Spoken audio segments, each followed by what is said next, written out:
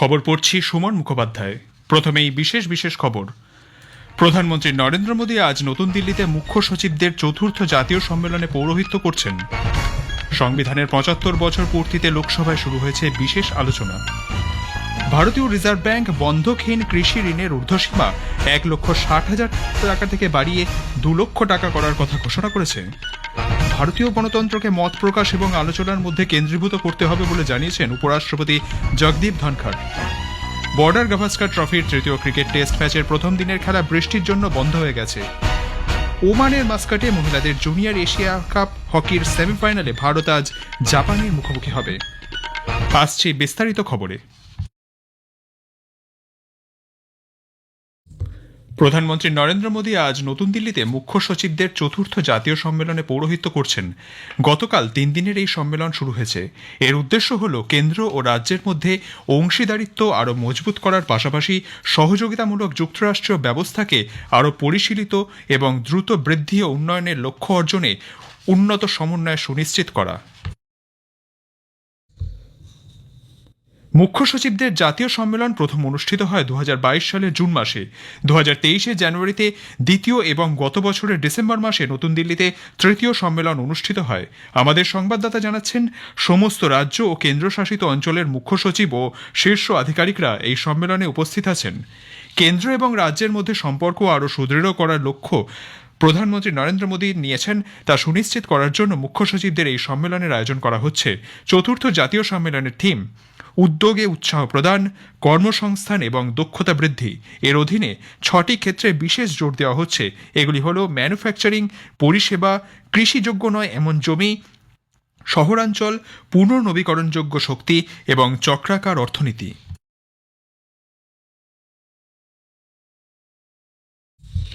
সংবিধানের ৭৫ বর্ষ পূর্তিতে লোকসভায় শুরু হয়েছে বিশেষ আলোচনা। এতে অংশ নিয়ে সংসদ বিষয়ক মন্ত্রী কিরেন রিজিজু সংবিধান প্রণয়নে ডক্টর ভীমরাও আম্বেদকরের অবদানের কথা স্মরণ করেন।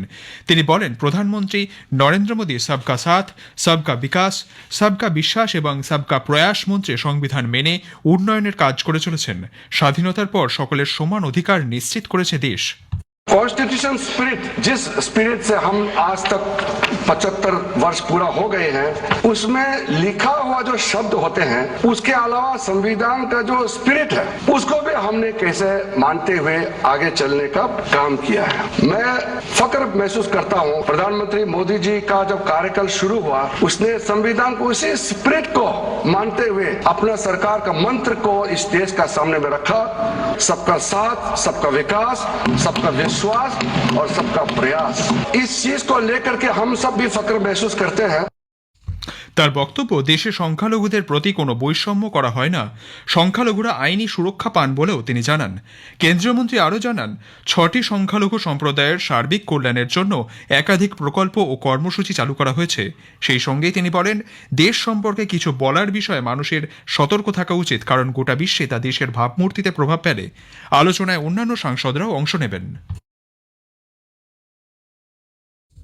রাশিয়ার সেনাবাহিনীতে আর মাত্র ১৯ জন ভারতীয় আছেন বলে কেন্দ্র জানিয়েছে। গতকাল লোকসভায় এক প্রশ্নের লিখিত জবাবে বিদেশ প্রতিমন্ত্রী কীর্তিবর্ধন সিং জানান, সরকারের সর্বাত্মক প্রচেষ্টার ফলে বেশিরভাগ ভারতীয়কে রাশিয়া সেনাবাহিনী অব্যাহতি দিয়েছে। এদের মধ্যে অনেকেই ভারতে ফিরে এসেছেন। ভারতীয় রিজার্ভ ব্যাংক বন্ধকহীন কৃষি ঋণের ঊর্ধ্বসীমা ১,৬০,০০০ থেকে বাড়িয়ে ২ লক্ষ টাকা করার কথা ঘোষণা করেছে। আগামী বছর ১ জানুয়ারি থেকে তা কার্যকর হবে। কৃষি ও কৃষক কল্যাণ মন্ত্রকের তরফে এক বিবৃতিতে বলা হয়েছে, কৃষকদের আর্থিক ক্ষমতা বাড়ানোর লক্ষ্যেই এই সিদ্ধান্ত, যাতে তাদের হাতে কৃষিকাজ এবং তার উন্নয়নের প্রয়োজনীয় পর্যাপ্ত অর্থ থাকে। মূল্যবৃদ্ধির প্রভাব এবং কৃষিকাজে খরচ বৃদ্ধির মোকাবিলার জন্য ঋণের ঊর্ধ্বসীমা বাড়ানোর সিদ্ধান্ত নেওয়া হয়েছে। মন্ত্রক আরও আশা করে যে কিষাণ ক্রেডিট কার্ডের মাধ্যমে প্রাপ্ত ঋণের অর্থ চাষিরা কৃষিকাজে সঠিকভাবে বিনিয়োগ করতে পারবে। ভারতীয় গণতন্ত্রকে মত প্রকাশ এবং আলোচনার মধ্যে কেন্দ্রীভূত করতে হবে বলে জানিয়েছেন উপরাষ্ট্রপতি জগদীপ ধনখড়। নতুন দিল্লিতে ভারতীয় পোস্ট ও টেলিযোগাযোগ অ্যাকাউন্টসের ৫০তম প্রতিষ্ঠা দিবস উপলক্ষে এক অনুষ্ঠানে যোগ দেন উপরাষ্ট্রপতি। তিনি বলেন, গণতন্ত্র সমৃদ্ধ হয় মূল্যবোধের ওপর। আজ অর্থপূর্ণ আলোচনা ও যুক্তিগ্রাহ্য মত প্রকাশ কমতে থাকায় প্রাতিষ্ঠানিক চ্যালেঞ্জ উদ্ভূত হচ্ছে। আলোচনা ও মত প্রকাশের মধ্যে সমন্বয় সাধন হলে তার সফলতার চাবিকাঠি বলে তিনি উল্লেখ করেন।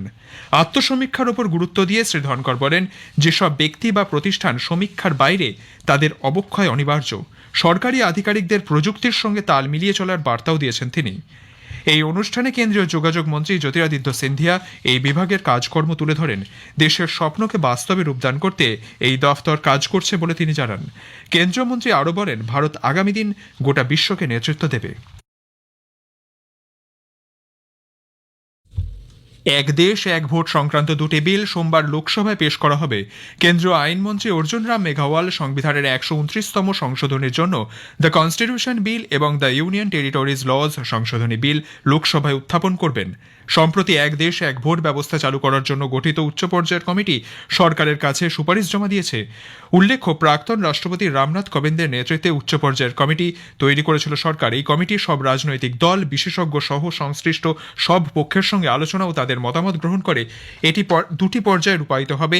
প্রথম পর্যায়ে লোকসভা এবং সব রাজ্যের বিধানসভা ভোট একসঙ্গে হবে। অন্যদিকে সাধারণ নির্বাচনের 100 দিনের মধ্যে পঞ্চায়েত ও পুরসভাগুলির ভোটও একসঙ্গে হবে। কেরালার ওয়েনারে ভূমিধসে ক্ষয়ক্ষতির জন্য কেন্দ্রীয় সরকারের কাছে বিশেষ প্যাকেজ দেওয়ার অনুরোধ জানিয়েছেন সেখানকার কংগ্রেস সাংসদ প্রিয়াঙ্কা গান্ধী। আজ সংসদের বাইরে তিনি বলেন, প্রাকৃতিক দুর্যোগে ক্ষতিগ্রস্ত মানুষদের জন্য কেন্দ্রীয় সরকার উপযুক্ত ক্ষতিপূরণ দেওয়া উচিত। কেন্দ্রীয় সরকারের ভূমিধসে প্রায় 2000 কোটি টাকার সম্পত্তি ক্ষতি হয়েছে। প্রাকৃতিক দুর্যোগে ক্ষতিগ্রস্ত ওয়েনারের মানুষদের এই আর্থিক প্যাকেজ প্রাপ্য বলে কংগ্রেস সাংসদ দাবি করেন। বায়ুসেনা প্রধান air chief marshal Amarpreet Singh নবনিযুক্ত আধিকারিকদের ভবিষ্যতের কমান্ডার হিসেবে উৎসাহ প্রদান করেছেন। হায়দ্রাবাদের ডুন্ডিগালে পাসিং আউট প্যারেডে তিনি বলেন, বায়ুসেনা আধিকারিকরা শুধু যোদ্ধাই নন, তারাই আগামী দিনের কমান্ডার হিসেবে নেতৃত্ব দিয়ে ভারতীয় বায়ুসেনার গন্তব্য নির্ধারণ করবেন। তাদের বিপুল দায়িত্ব জীবনকে উদ্বুদ্ধ করবে। ভারতীয় বায়ুসেনার মূল আদর্শকে তুলে ধরার জন্য আবেদন জানিয়েছেন তিনি। If you let the core values of Indian Air Force, mission, integrity and excellence be your guiding beacons while you navigate through your careers, remember you will never go wrong. I urge each one of us in blues to uphold the ethos, traditions and honor of the Indian Air Force. And on behalf of the entire Indian Air Force, I wish an exciting and fulfilling career to the newly commissioned officers. বায়ুসেনা, নৌসেনা এবং উপকূলরক্ষী বাহিনীর বিভিন্ন বিভাগের 200-রও বেশি flight cadet এবং বন্ধু দেশগুলির একজন করে আধিকারিক এয়ারফোর্স একাডেমিতে প্রশিক্ষণ পর্ব শেষ করেছেন। এই অনুষ্ঠানে এয়ার চিফ মার্শাল প্রশিক্ষণ প্রার্থীদের প্রেসিডেন্টস কমিশন প্রদান করেন। কিংবদন্তি অভিনেতা রাজ কাপুরের 100তম জন্মবার্ষিকীতে প্রধানমন্ত্রী শ্রদ্ধা নিবেদন করেছেন। এক সোশ্যাল মিডিয়া পোস্টে প্রধানমন্ত্রী নরেন্দ্র মোদী জানান, রাজ কাপুর শুধু একজন চিত্র পরিচালক ছিলেন না, তিনি ছিলেন একজন সাংস্কৃতিক রাষ্ট্রদূত, যিনি ভারতীয় সিনেমাকে বিশ্বের দরজায় নিয়ে গিয়েছিলেন।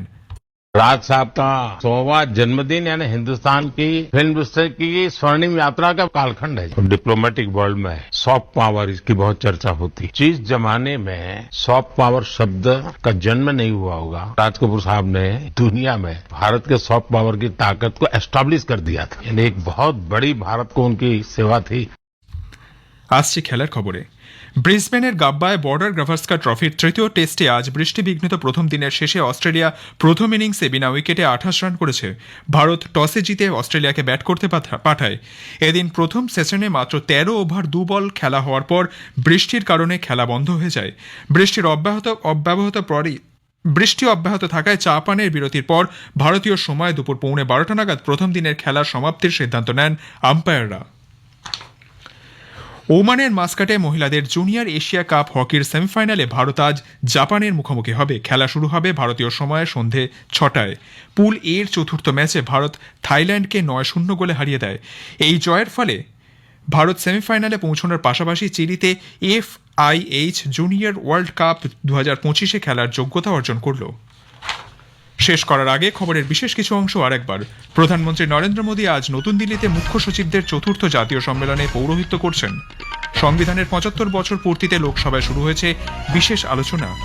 ভারতীয় রিজার্ভ ব্যাংক বন্ধকহীন কৃষি ঋণের ঊর্ধ্বসীমা 1,60,000 টাকা থেকে বাড়িয়ে 2 লক্ষ টাকা করার কথা ঘোষণা করেছে। খবর শেষ হলো।